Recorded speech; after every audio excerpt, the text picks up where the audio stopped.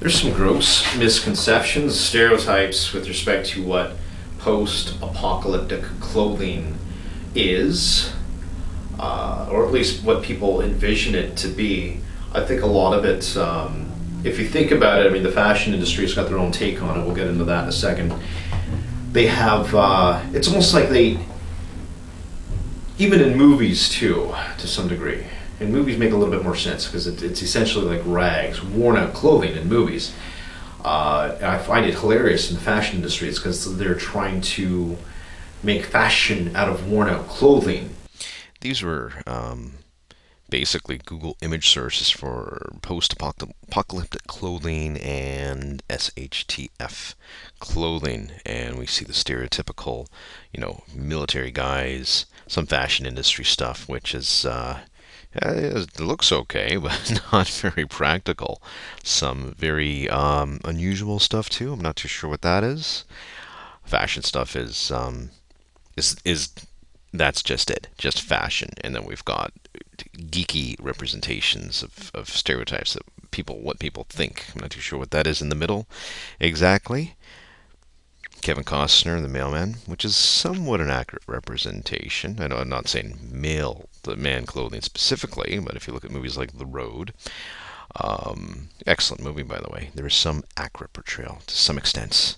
This is Tom Hardy from Mad Max, and it's borderline. It's just getting a little bit over the top with some of the clothing there, but his clothing, in addition to Maggie from Walking Dead, or most of the characters on there, is an somewhat accurate representation. But then we've got these masks, like that mask we saw a second ago, and Elephant Man here. I'm not too sure what's happening there, and this fashion nonsense with hoods, making rags look good. That's a bug out team that I rejected. They wanted me to be a part of their team. I said no.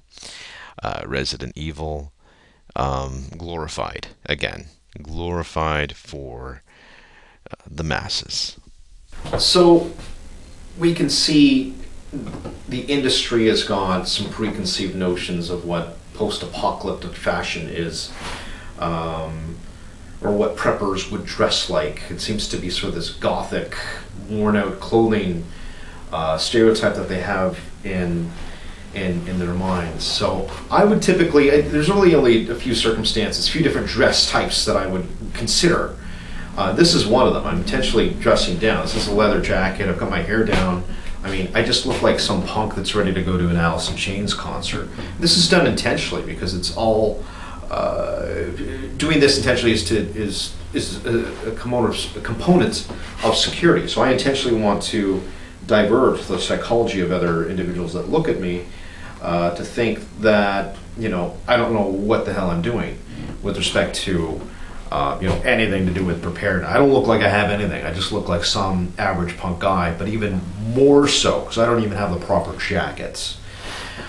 And you're not going to be bugging out like this. This would be more of a scenario where the context of town hall meeting or getting together with the community at some sort of at the end of the courts, and everybody's cooking off everything from their freezer because the power's out or something like that. So there would be very specific circumstances where I would dress like this and interact with people. And I think that's a problem with, just one side note, that's a problem with some preppers is they think, the sort of instantaneous, gotta bug out right now, we gotta go. And that may not be the case. There may be this dreary sort of period of time where the town hall may have a meeting and maybe you want to go check it out to see what they have to say. Maybe things will get good very quickly. You don't know. So you don't want to go there, give you the impression that you look like you're an individual that's prepared. Hence, dressing intentionally unprepared would be a very practical idea.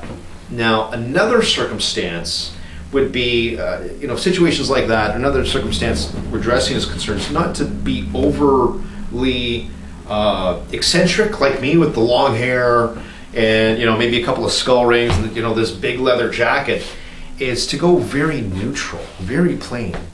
Now, it's my understanding that some undercover agencies, we'll call them, will intentionally not have anything in their vehicles, nothing in the dash. They'll use neutral colors, with respect to their vehicle, with respect to what they wear. Very, very neutral. They don't want anything to grab the attention of anyone. So this is a technique, or part of a technique, known as gray men. Essentially, you kind of want to blend into the situation. I personally wouldn't consider that, because of my hair, because of the color of my skin, because of the nature of my personality and how I speak. I think I would stand out right away. So I would embrace more of a soon-to-be victimhood mentality with respect to how I dress. Now, the third component is security. And security is something I would not consider doing at the town hall, or doing with around neighbors or stuff like that, knee pads, vests. I mean, I have that sort of stuff, but I wouldn't consider it publicly, in a public domain where the possibility of interacting with people is great. I mean, if I'm going from A to B and I'm bugging out, that's a different situation. But if I've got to go and potentially communicate with people at the town hall, forget it. You can see I don't have a backpack on. This sort of look is it's a psychological diversion. Now, get back to the security component for a second. In addition to the security component, there's also the sheltering component. I mean, clothing is shelter for the most part. So we want to look at things that are going to retain our heat, basically, keep us comfortable, but also practical if we have to bug out. So we should have rephrased it to security / comfort. And Doug talked a lot about this in an event we did with respect to the winter preparedness of the zombie guys a few months ago, so I can put some information up on that. Again, it's like it's wool basically, but it traps in the airspace. And what I like about this was, if in a zombie apocalypse you go to you find clothing, I cut the sleeves off and made nice wool mitts out of them. So just a couple of notes. I mean, the stereotype to me is hilarious, because intelligent preppers don't dress like they're gothic and they've got ripped clothing.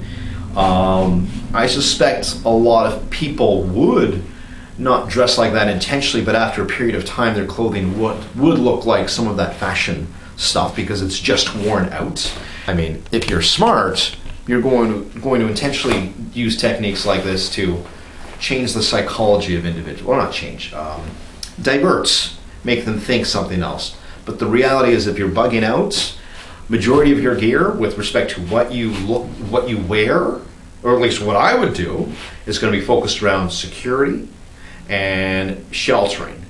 Those are the two most logical things. I mean, it makes sense to me to have those two key components with respect to what you're wearing. That said, embracing one of two components, and this is sort of I'll give you a better analogy of how I like to look at it with respect to what you're wearing. And that is the bug-in situation. If you decide to bug in, and this is a video I'll probably elaborate on in the future, you really have to do one of two things. You either have to play a victim, that is to break some windows, take all your belongings, throw them out all over your lawn, and give the impression or the illusion that you look like you've been victimized. And the reason for that is you're less likely to be victimized if you already look like you've been victimized. The flip side of that is to play the security card, and that is to secure your windows and do access control or intrusion detection, have your team and stand out there with weapons or what have you. So to me, it's really, logically, it's going to be one of those two things. I mean, theory, you don't have to do anything, but what does that mean? You're more likely going to be a victim. Criminals are going to come and smash your doors in and look for food. Or you can rely on external entities such as the government or your community or the church to take care of you. I mean, there are other options, but realistically or viably in terms of survival, it's those two options. It's to secure yourself or give the illusion of victimization so that people can move on. Because if my place is all torn apart and there's a house right there that looks untouched, where do you think the band of criminals are going to go? Now, with that said, it's about taking that concept and applying it with what you wear, what you look like. And it isn't by any means limited to clothing. A buddy of mine, Stefan has actually got this great idea where he says to rub Vaseline on your nose and act confused when you're interacting with people to give the illusion that you're sick. And I would take that a step further, not shave, intentionally rub dirt on your face and talk about the most pressing issue of the time. I mean, if it's been 2 or 3 weeks, people that are unprepared won't be patting their belly, burping. They're going to be, raging about how starving they are and what they need to do to get food. So you want to, in addition to giving an appearance of victimization, you definitely want to talk the talk and be consciously aware of the sort of travesties that other individuals might be going through, and speaking in a way that you're able to relate to them in that respect. So to sum up, I mean, you may see me downtown in Toronto with an outfit like this because, it looks cool and I'm cool. Aside from that, bugging out, preparedness sort of situation, rare. Victimization mentality or clothing is for specific scenarios where there's a good likelihood you're going to interact with people. Proposed exclusively for the illusion effect, the psychological illusion effect, to give people the idea that you do not have any preps. Flip side is to do the security approach, and that has nothing to do with psychologically defeating your opponent, or not defeating. It's not like there's a game between other people that aren't prepared. There's nothing to do with that as much as it is that you don't care what you look like. You're dressed more in a manner that you can access magazines of ammunition or a medical kit or MREs or whatever the case is. So to me, realistically, in addition to sheltering, so you've got the security component, but you've got sheltering. So that's about layering, that's about wool, it's about a merino wool scarf that you've got around your neck, et cetera, et cetera, et cetera. So to me, that seems like the most logical approach to what I would do in terms of my clothing. Now, these preconceived notions that we see online, or the fashion industry, where people are somehow trying to make rags and cuts and clothing fashionable, is it's hilarious, actually. But more importantly, it's wrong. And in some ways, I think I'm happy that it's inaccurate and it's wrong, because it makes people like us that are intelligent to think about these sort of concepts now that much more ahead of the game.